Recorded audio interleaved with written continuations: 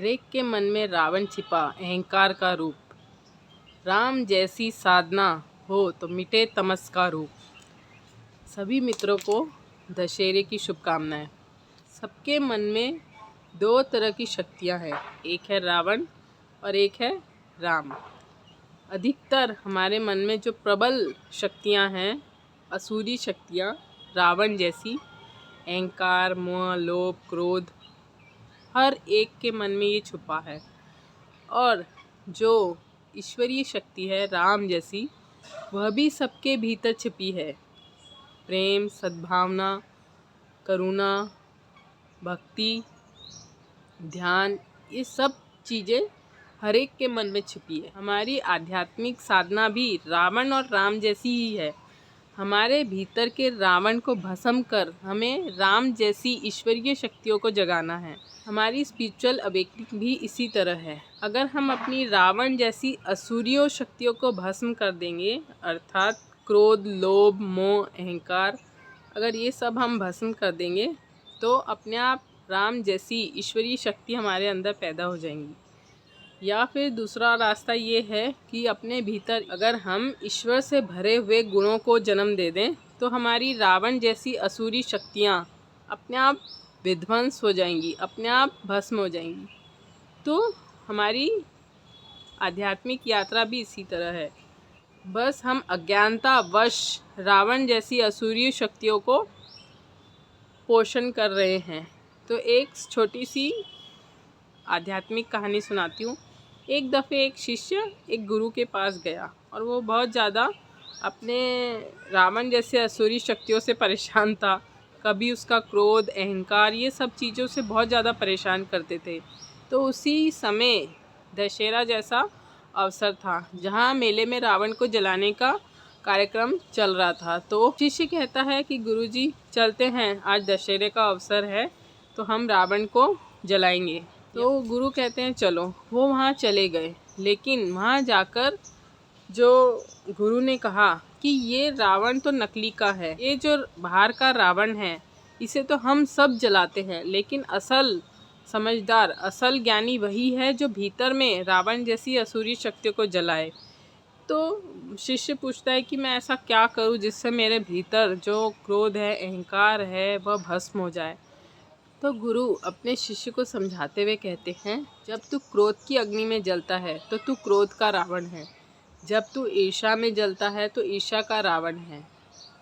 जब तू लोभ में जलता है तेरे भीतर लोभ का रावण है। जब तू अहंकार में जलता है कि मेरे से बड़ा, मेरे से महान कोई नहीं, तब तू अहंकार का रावण है। तो इन सब प्रवृत्तियों को तुझे, रावण को जैसे हम भस्म करते हैं उसकी प्रतिमा को, अपने भीतर उस प्रतिमा को भस्म करना है जो हमने खुद बनाई है। जो हमने खुद बनाई है वह हम खुद ही भस्म कर सकते हैं। कोई आपको सिर्फ मार्गदर्शन दे सकता है, लेकिन भस्म तुम्हें खुद करना है। तुम्हें संकल्प लेना है, तुम्हें निर्णय लेना है कि मैं अपनी सारी असुरीय शक्तियों को विध्वंस करूँगा। तो तुम जल्द अपने भीतर ईश्वरीय गुणों को पनपता हुआ देखोगे। तो इस तरह वह गुरु अपने शिष्य को रावण की उपमा देते हुए सीख देते हैं कि अपने सारी नकारात्मकता को किस तरह भस्म करना है। तो गुरु कहते हैं कि सब एक एक कागज़ में अपनी असुरी शक्तियों के नाम लिखो, जैसे क्रोध, लोभ, मोह, अहंकार, जितनी भी नकारात्मक शक्तियां हैं उनके नाम लिखो। और वह नाम लिखता है और वह भाव करता है, ये जो भी उसे लगता है उसमें वो सब कागज़ में लिख देता है। तो फिर वहाँ पर माचिस तिल्ली लो और इसे जलाकर भस्म कर दो। तो वह शिष्य ऐसे ही करता है। तो उसे असल मतलब समझ में आता है कि बाहर रावण की प्रतिमा जला के कुछ लाभ नहीं होना है। असल में भीतर की असुरी शक्तियाँ अगर हम विध्वंस कर सकें, समाप्त कर सकें, तो हम अपने दिव्य स्वरूप, राम जैसा पावन स्वरूप को हम पा सकेंगे जो सबके भीतर है। तो ये गुरु अपने शिष्य को छोटी सी एक शिक्षा देते हैं, सीख देते हैं कि असल में अगर तुम ध्यान साधना, स्पिरिचुअल अवेकनिंग में अपने होश से जुड़ जाते हैं, अगर प्रतिदिन तुम ध्यान करते हैं, तो धीरे धीरे तुम्हारी असुरीय शक्तियाँ समाप्त हो जाएंगी और देवीय शक्तियाँ बढ़ जाएंगी। देवीय शक्तियाँ तुम्हारे अंदर उपलब्ध हो जाएंगी। तो इस तरह वह युवक अपने भीतर ध्यान साधना से अपनी सारी नकारात्मकता को समाप्त करता है धीरे धीरे। और यही चीज़ हमें सीखनी है अपनी ध्यान साधना से, स्पिरिचुअल अवेकनिंग से। धीरे धीरे अपने भीतर रावण की तरह जितनी भी असुरी शक्तियाँ हैं उसे समाप्त करना है और हमें अपनी एक आनंदमय करुणा भाव से अपने जीवन को समृद्ध बनाना है, वह भी अपने भीतर से, अंदर से। बाहर की प्रतिमा जलाकर हमें कोई लाभ नहीं होगा। हाँ, थोड़े क्षण भर के लिए एक एहसास होता है, ये अवसर है, जिस अवसर में हमें यह प्रतीक बनकर हमने उसे देखना चाहिए, सीखना चाहिए कि इसका असल मूल मंत्र क्या है, क्यों हम रावण की प्रतिमा को जलाते हैं। मात्र रावण की प्रतिमा जलाने से क्या हमारा अहंकार भस्म हो रहा है, क्रोध भस्म हो रहा है, या बहुत ज़्यादा जो भी हमने पाल रखा है जिससे हम परेशान हैं वो ख़त्म हो रहा है? अगर नहीं हो रहा है तो बाहर देखकर कोई हमें लाभ नहीं मिलना है। वो एक अवसर आज आया, आज ही बीत जाएगा।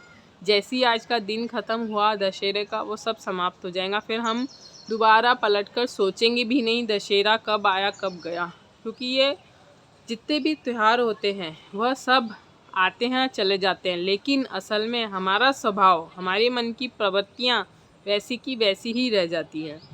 तो असल मकसद यही होना चाहिए कि अपनी खुद की सेल्फ डेवलपमेंट के लिए हम क्या कर रहे हैं। तो आज ही जागें, आज ही समझें, आज इस पावर अवसर में आप भी अपनी जितनी भी नकारात्मक आदतें हैं उनको एक पेज में लिखें और उनको जाकर भस्म कर दें और एक प्रतिज्ञा लें, एक संकल्प लें। जो भी नकारात्मकता मैंने पकड़ रखी है उसको मैं धीरे धीरे विसर्जित करने के राह पे चलूँगी या चलूँगा। तो इस तरह हम अपनी धीरे धीरे जो असुरी प्रवृत्तियां हैं उसको कम करके सकारात्मक एनर्जी बढ़ाएं और ईश्वरीय गुणों को हम प्राप्त कर सकते हैं। तो दोस्तों, आज विजयदशमी के पर्व पर आप सबको बहुत बहुत शुभकामनाएं।